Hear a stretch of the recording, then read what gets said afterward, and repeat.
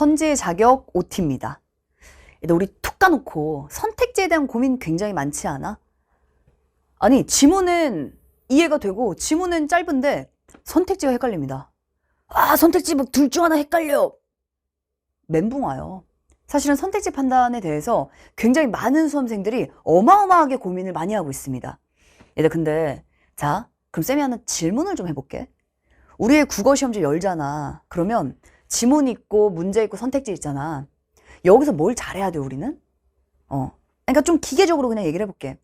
선지 판단 잘해야 점수 나오지 않아요? 좋아. 그럼 사실은 지문과 선택지 중에 더 메인 포커스는 뭐냐면 사실 선택지 판단이거든 진짜. 이쪽에 월등히 중요합니다. 근데 지문 독해 몰빵한 이유가 뭐야? 지문 독해 중요한 이유가 뭐야? 되게 중요해 지문 독해. 왜 중요해? 얘가 돼야 얘를 잘하잖아. 그래서 중요하게 보잖아요. 좋아요. 그러니까 우리의 목표는 정리하면 선택지 판단이 맞습니다. 이걸 잘하려면 지문 독해를 잘해야 돼요. 그럼 봐. 지문 독해를 잘한다는 건 무슨 말이야? 선택지가 요구하는 걸 보는 게 잘하는 거지. 맞아? 선택지가 요구하는 평가원의 조건을 제대로 지문 속에서 보는 게 뭐예요? 이게 잘하는 거야. 이게 지문 독해를 잘하는 겁니다. 근데 선지 판단을 왜 공부하지 않을까? 그래서 많은 학생들이 선택지에 대한 고민을 엄청나게 많이 하거든? 근데 그 고민의 총량에 비해 선택지 분석하십니까? 일단 선택지를 분석한다라는 것조차도 굉장히 어색할 수 있어. 아니 쌤, 이 잘 읽으면 되는 거 아닙니까? 안 된다고 학생들이 얘기하고 있잖아. 너도 그런 경험이 없지 않을 텐데. 지문에 그냥 딸려있는 게 선택지라는 생각은 이제는 더 이상 사실 하시면 안 됩니다. 왜냐면 그건 최근의 수능에 경향이 절대 아니기 때문이야. 그리고 우리가 수능 당일에 결국은 점수를 내야 되는데 그게 잘 안 되는 이유는 이렇게 공부하기 때문이에요. 선택지를 결과로만 보고 있지 않아? 내가 지문 독해를 하면 그냥 자동으로 딸려오는 정답 이렇게 보고 있지 않아? 그리고 그냥 넘어가지 않아? 그 다음 또 다음번 지문 독해 디립다 들어가지 않아요? 그러면 선택지랑 매칭이 빡 안 될 텐데? 그러면 시간 오래 걸릴 텐데? 이거 찾다가 와리가리 하면서 왔다 갔다 와리가리 요리조리 하면서 시간 엄청나게 많이 소비가 될 텐데? 그래서 문제라는 거야. 평가원이 선택지에서 요구하는 조건이 뭔지를 몰라요. 그래서 왜냐면 선지 분석 해본 적이 없으니까. 혹은 아마도 선택지의 중요성을 이제는 학생들이 굉장히 많이 인지는 하고 있어요. 다만 그래서 대체 선지 분석 어떻게 해야 되는데요? 방법을 모르겠습니다. 내가 알아도 해보려고 해도 딱히 그걸 다루는 교재나 강의가 없습니다. 이런 고민들이 많습니다. 그래서 우리의 선지의 자격이라는 강좌는 오로지 이걸 갖추기 위한 강좌입니다. 선택지가 학생들에게 무엇을 요구하는가? 그 요구하는 게 있긴 있나? 반복되나? 애들 있어? 없으면 지문 독해 어떻게 해? 지문 독해할 때 뭐가 중요해? 뭐가 중요해?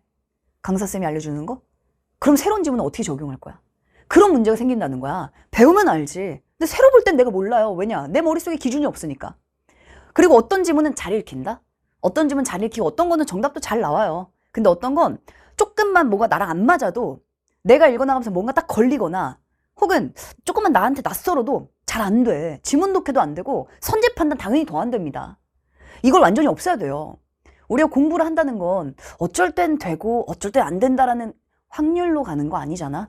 우리는 어떠한 상황에서도 무조건 해낼 수 있는 해야 될 것들이 정확하게 잡히는 게 우리의 학습의 목표가 돼야 됩니다. 그 학습의 목표는 당연히 누굴 가져가셔야 돼요. 선택지 데려가야 돼. 얘들아, 선택지를 판단 잘하려면 지문 잘 읽어야 되잖아. 그럼 지문 잘 읽으려면 뭐가 필요해? 얘가 필요한 거야. 둘은 뭡니까? 둘은 딸려있는 부수적인 관계가 절대 아니에요. 오히려 정확히 말하면 이 선택지의 정보가 다음번 지문 독해를 잘할 수 있는 너의 머릿속의 행동을 잡아줍니다. 기준을 만들어줘요. 그게 뭐야? 그게 선택지 힘이야. 평가원은 선택지를 이렇게 표현해. 선택지, 우리가 약간 지문 독해하고 선택지 그냥 빨리 고르자 이게 아니고요. 선택지는 자격 있는 정보로 이루어져 있다야. 이런 말 들어봤어? 선택지는 자격이 있습니다. 아무거나 여기 들어가 있지 않는다는 얘기예요. 그러니까 아무거나 읽어내는 게 아니라는 거야. 우리가 왜 중요하게 봐야 되는 기준들이 있잖아. 그 기준은 선택지랑 딱 맞아 떨어질 수밖에 없어야 된다는 겁니다. 그러려면 머릿속에 얘가 확고하게 잡혀 있어야 텍스트는 계속 바뀌어. 어차피 얘는 계속 바뀌어요. 얘에 따라 얘도 달라집니다. 그러나 묻고자 하는 요구 조건은 달라지지 않는다라는 거야. 그게 반복되는 출제 패턴입니다. 너가 머릿속에 그 패턴이 없다면 이걸 틀리게 될 거야. 그래서 선택지가 왜 틀렸지라는 걸 본다는 것은 뭐냐면 단순히 해설지를 본다는 건 그 케이스에 국한되는 거야. 그러니까 그 케이스를 아무리 이해를 해도 새로운 케이스에 적용이 안 됩니다. 머리에 선택지에 작용 있는 정보가 없기 때문에. 뭘 요구하는지가 머릿속에 정확하지 않기 때문에. 쉬운 건 되는데 어렵거나 낯선 건 잘 안 되기 때문에. 그래서 선택지에서 막힙니다. 일단 우리 한번 이 문제를 해결을 해보자. 해결합시다. 우리에게 남은 시간이 이제 D-Day 100일 정도 있거든? 해결할 수 있는 시간일까? 충분히 해결할 수 있는 시간입니다. 자, 일단 그리고 우리가 선택지를 중요하게 봐야 되는 이유는 뭐냐. 아무리 쌤 이쪽이 더 중요한 것 같습니다. 근데 보세요. 자, 일단 두 가지는 동급이라는 게 굉장히 중요한 거야. 두 가지는 다르지 않습니다. 둘은 한 몸이라 생각하시면 돼요. 둘은 한 몸이야. 근데 더 중요한 건 이 한 몸 중에서도 최근의 트렌드를 한번 잘 봐. 작년 수능 끝나고 교육부에서 이렇게 얘기하잖아요. 킬러 문항 빠졌어요. 없어요 이제. EBS 연계 체감도 높아요. 51%입니다. 심지어 소설도 연계시켜줘요 이제는. 근데 아니 변별력 너무 떨어지는데 그럼 어떻게 할 겁니까? 변별력 확보를 선택지에서 한다라는 거야. 정보량은 적정해. 정보가 비교적 명시적이야. 뭐가? 지문이. 작품이. 그럼 어떻게 변별력 확보할 건데요? 이렇게. 세부적인 난도 조정은 선택지에서 분석을 할 수 있습니다. 일단 그럼 보세요. 정말 그런지 한번 봐봐. 이때가 24학년도, 25학년도, 지금 26학년도 동일하지? 자, 24학년도에 자 수능 문제 현대소설 28번 문제예요. 자, 골목안이라는 소설입니다. 여기서 1번이 정답이거든? 정답과 매력적인 오답의 비율이 1.9% 차이밖에 안 났어요. 진짜 어마어마시한 매력이 있었다는 얘기지. 근데 더 중요한 게 뭘까? 1번을 일단 지나간 것부터 문제가 되는 거야. 1번을 지나쳐. 2번의 매력이 엄청나. 3번도 꽤 골랐어요. 4번, 5번 점점 줄긴 하는데 학생들이 이미 선택지 판단해서 그리고 둘 중 하나가 헷갈린다고 이런 거지. 둘 중 하나 헷갈립니다. 뭐가 답이죠? 아, 지문을 읽었는데 왜 안 되지? 이거야. 왜 안 될까? 얘가 요구하는 게 뭔지가 정확하지 않기 때문에 이게 안 되는 거예요. 그런데 우리가 선택지를 공부하지 않는다? 그건 최근의 트렌드와는 완전히 멀어지고 있는 거야. 일단 우리의 시험은 공부를 할수록 지금 7월이잖아요. 11월로 갑니다. 일단 많이 부담 갖지 않았으면 좋겠어. 왜냐면 아 내가 지문 독해도 해야 되고 선지도 해야 되고 막 다 해야 돼. 이게 아니고요. 공부를 할수록 점점 내가 아는 것들이 많아진다라고 생각하는 건 완벽한 착각입니다. 많아지면 수능과는 멀어져요. 얘들아 많아지면 안 돼. 내가 여러 가지 텍스트들을 이렇게 접하면서 많이 알았다. 그게 중요해? 수능은 딱 한 세트밖에 안 나오잖아. 갈래별로 주제별로 한 세트밖에 안 나오잖아요. 그거 해야 될 것들이 정확하게 잡히는 거. 그게 수능이야. 수능은 일단 반대로 가셔야 됩니다. 지금이 오히려 되게 머릿속에 뭐가 많은 상태야. 선택지가 뭘 묻는지가 명료하지 않으니까 이것도 봐야 되고 저것도 봐야 되고 다 찾아야 되고 머릿속에 남는 건 없고 이 상태입니다 지금이. 오히려 계속 미로 속에 갇힌 그런 느낌이야. 시험지 사설 모고를 풀면 그런 느낌 받아요. 모고를 풀면 그때마다 막 미로 속에 들어가는 그런 느낌. 근데 미로에 100번 들어가도 별로 의미가 없어. 한 번 들어갔을 때 미로에서 빠져나올 수 있는 동아줄이 필요해. 우리에게 그 동아줄은 뭐야? 평가원이 알려주는 동아줄이에요. 평가원이 나에게 뭘 보도록 요구하지? 선택지는 뭘 내지? 너무 궁금한 건 그걸 반복한다라는 거야. 그래서 우리가 공부를 할수록 지금은 이 상태인데 여기서 점점 줄어들어야 됩니다. 점점 줄면서 내가 생각한 중요 정보. 아쉽지만 평가원은 우리에겐 관심이 없어요. 어쩔 수 없잖아. 평가원 우리를 원하지 않아요. 자신들이 내. 우리는 거기에 관심을 가져야 돼 우리가. 그게 바로 뭐냐면 선택지를 어떻게 내는가. 이거에 관심을 가지셔야 돼요. 그러니까 내가 지문을 잘 읽는다는 건 자리라는 기준이 나에게 있으면 안 된다니까. 자리라는 기준은 오로지 여기 있어야 돼요. 이게 요구 조건이니까. 이걸 보려면 내가 뭘 남겨야 되지 이렇게 붙어야지. 잘 읽어보자. 최대치로 분석해보자. 진짜 멋들어지게 완벽하게 이해해보자. 그게 점수화가 안 되면 무슨 의미야? 그지? 지금의 나의 생각에 불필요한 것들 다 빼셔야 됩니다. 오로지 평가원이 이걸 하세요. 이건 반드시 해야 돼 근데. 이게 네가 해야 될 행동이야. 이게 내가 내는 선택지에 자격 있는 정보야. 이걸 가져가. 이게 머리 없어서 지금은 시간이 오래 걸려. 판단이 헷갈립니다. 공부해도 뭔가 느는 느낌이 안 들어요. 이거 정확하게 잡는 강좌가 우리 선지의 자격 강좌입니다. 일단 선지의 자격이 이게 약간 중의적 표현이에요. 선택지에 자격 있는 정보, 그래서 선택지의 자격입니다. 선택지의 자격 있는 정보로 이루어져 있지 랜덤하지 않다는 뜻이야. 근데 이제 요거는 나무 위키에 누가 또 이렇게 적어놨던데요. 이게 실제 팩트입니다. 대학 수학 능력 시험 6월 모평, 이때가 이제 몇 년 전이지 벌써. 이때가 처음으로, 지금은 독서 지문이 4개잖아 당연하게. 본래 3개였어요. 그게 확 바뀌었던 게, 말도 없이 바뀌었던 게 이때야. 이때 6평 때 그냥 시험지 안에 갑자기 바뀌었거든. 근데 그걸 유일하게 4개 나올 거야, 4개 이상 나올 거야 라고 예측했던 강사가 김잼마였어.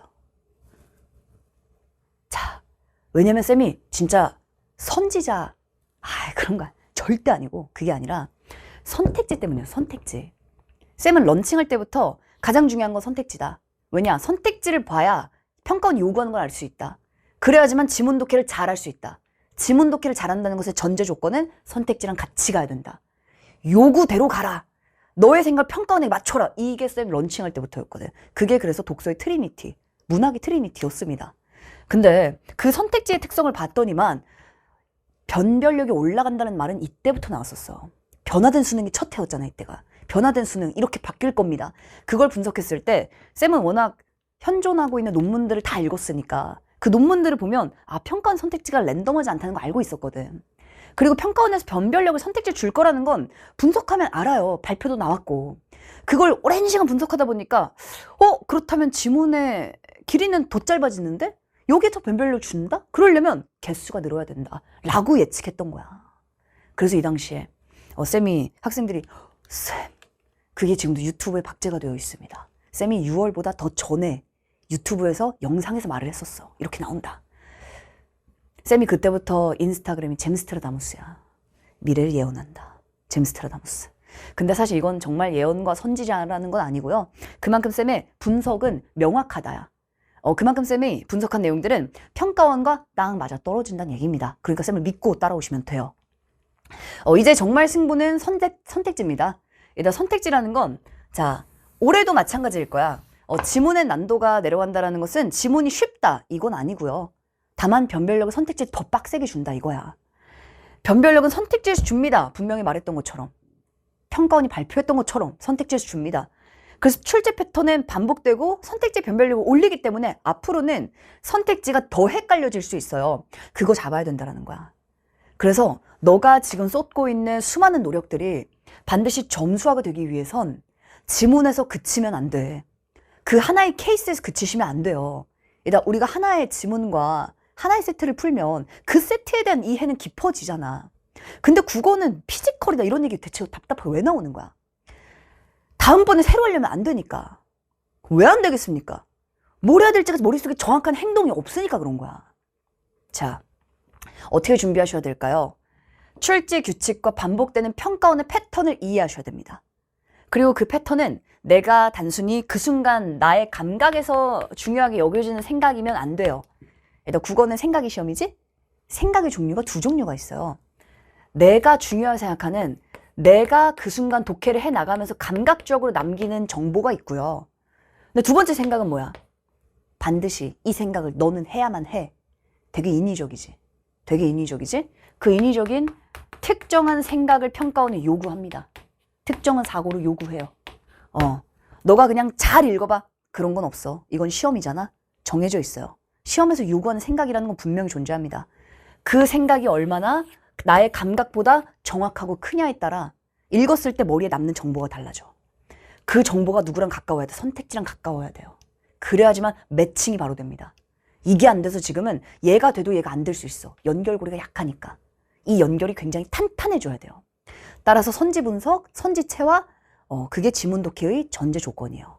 그게 돼야지만 국어에서 내가 점수를 빵 내고 시간을 단축할 수 있는 거야. 얘도 요구하는 대로 생각해줘야 시간을 단축하지. 거기에 나의 생각이 끼는 순간 우리에게는 80분의 시간이 있어. 80분. 시간이 제한되지 않았다면 나의 생각 좀 곁들여도 그 무슨 상관이야. 갈 길만 가면 되는데 더 중요한 건 갈 길을 빠르게 가야 된다는 거예요. 거기에 나의 생각이 껴서 내가 정말 해야 될 것들이 희석되는 순간 점수는 안 나와. 그걸 바로잡자라는 거예요. 그게 파이널 때 해야 되는 역할입니다. 왜냐면 이제는 이쪽 많이 했거든. 이제는 지문 독해를 많이 접했어요. 깊이 있게 많은 분석들을 제대로 다뤄왔을 겁니다. 근데 그게 선택지랑 맞아떨어지는 시간이 필요해. 그게 파이널이야. 그래서 파이널 때 가장 중요한 건, 자, 개별적 이해하는 거 이제 그만하자. 이제는 내신식의 학습을 버릴 때가 됐잖아. 이제는 내신식 더 이상 접근하시면 안 되고요.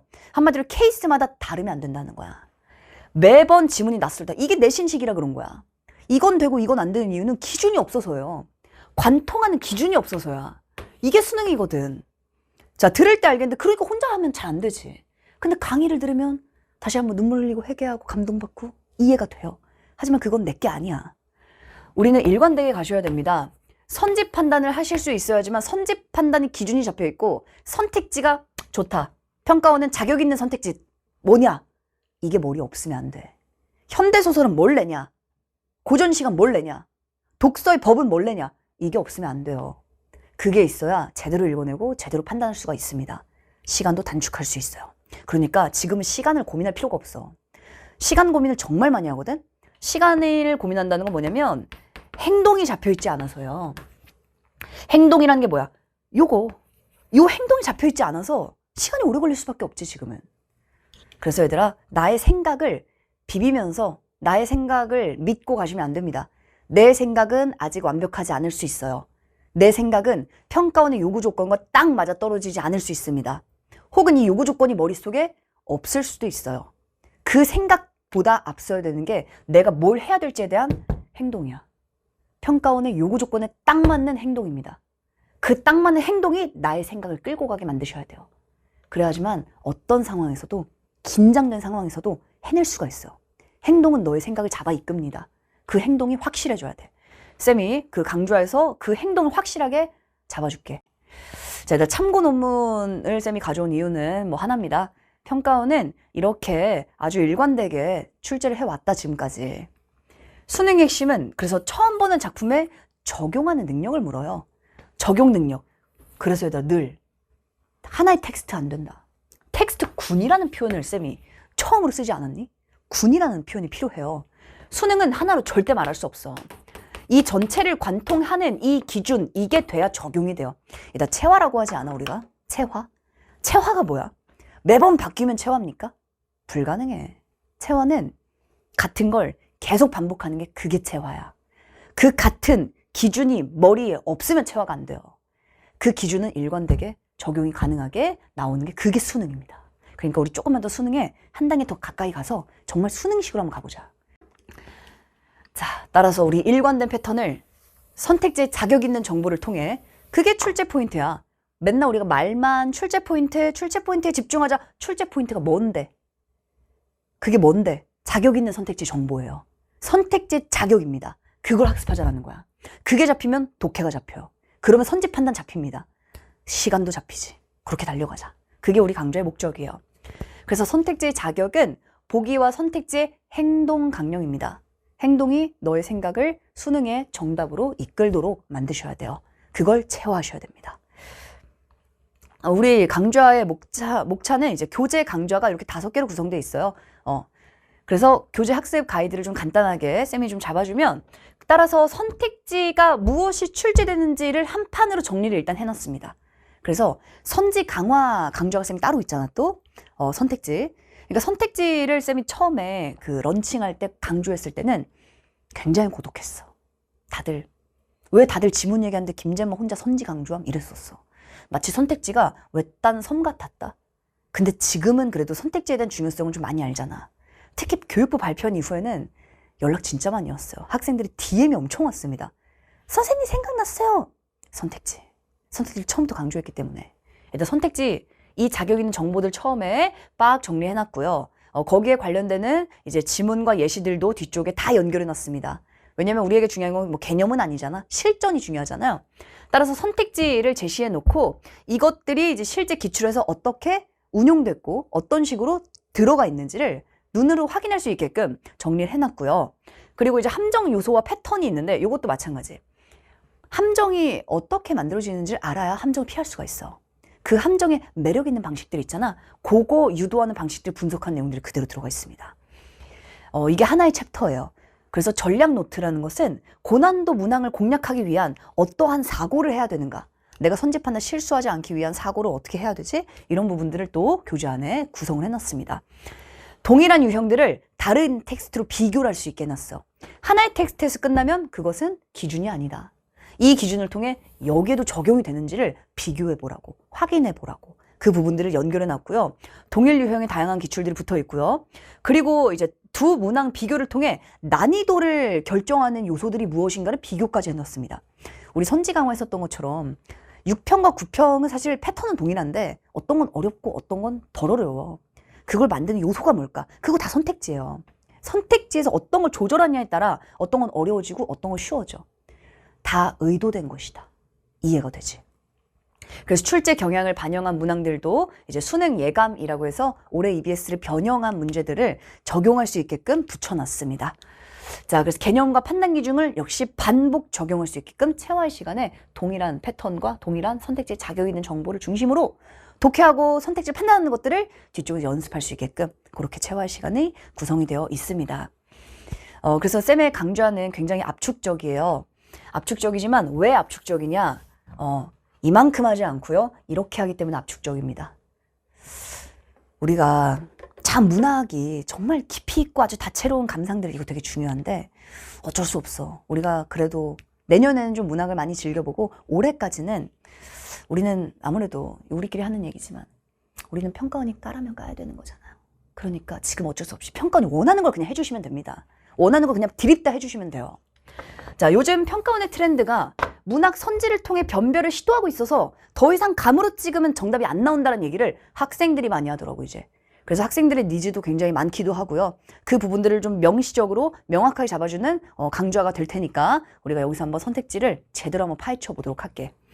자, 선지 강화, 특히 쌤의 선지 강화 같은 경우는 학생들이 진짜 이제 선지 판단의 명료함이 잡힌다는 얘기도 굉장히 많이 합니다.